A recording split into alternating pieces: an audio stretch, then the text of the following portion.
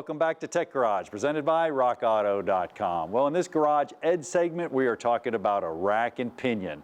Now, put on your thinking cap. This is super difficult. Look right over here. Rack, back and forth, and pinion. Rack and pinion. So we actually, the pinion's down there and we're moving it back and forth. It's actually driving the rack to the right or left. This would be your steering shaft. Now you don't want to go put vice grips on your steering shaft. I get it. Steering shaft comes down there. We're just showing you for a demo. So we're turning it back and forth. You can see it really cool. Now up here you got a series of spool valves. Now the spool valves are pretty cool as well because that's going to direct fluid to one side or the other side of the rack. Why do we want to do that? Hell, power steering. That's why we want to do it. Just come over here and turn it. These little holes are going to determine which way it goes. So sometimes these little Teflon rings can bleed by. You get a condition called morning sickness. It's hard to turn the car to the right or left. You might want to replace the rack. Now you can look inside of here as well. And right inside the rack itself, you can see right here. So what's happening, the spool valves directing the fluid. And I'll give you an example. Let's say there's a massive amount of pressure on this side and then on that side. Well, bam, it's going to push the rack in that direction, giving you a little bit of power assist. If I have a massive amount of pressure on this side and I'm venting that side, voila, it goes that way, over to the other side, giving you that power assist. Now, when we're dealing with racks, a couple of things we can do. Now, BBB Industries and Moog, RockAuto.com sells all those parts. This is a quality rack right here, and you can actually see it.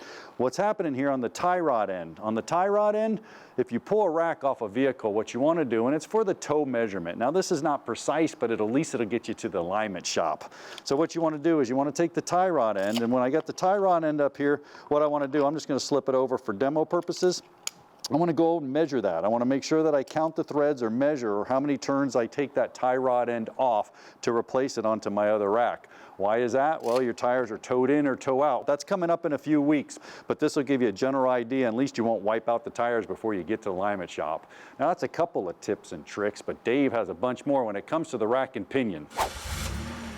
Well, Johnny, as with anything else, we're going to do a visual inspection here on our rack and pinion system here on the old Dodge. Now, looking at the system here, we've got our tie rods here at the end. We want to check the tie rods, and we want to check the tie rod ends to make sure everything is secure.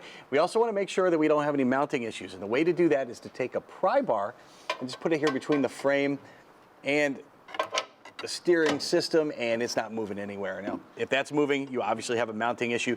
Could be an issue of just a bolt that needs to be tightened down or something that's missing, and you'll of course notice it when you're driving because you have all kinds of steering slop as you go down the road. Being electric, this here on the Dodge has electrical connections. You want to check all of those connectors to make sure everything is secure and everything will be functioning properly if that is the case. You might want to clean them off a little bit too, because all the grime from the road is going to be hitting those as well. And you check the boots here to make sure that they are intact. And if you have a hydraulic rack and pinion system, you might have some fluids leaking around the edge or maybe through the boot itself. If that's the case, you need to order a new rack and pinion assembly from our friends at RockAuto.com.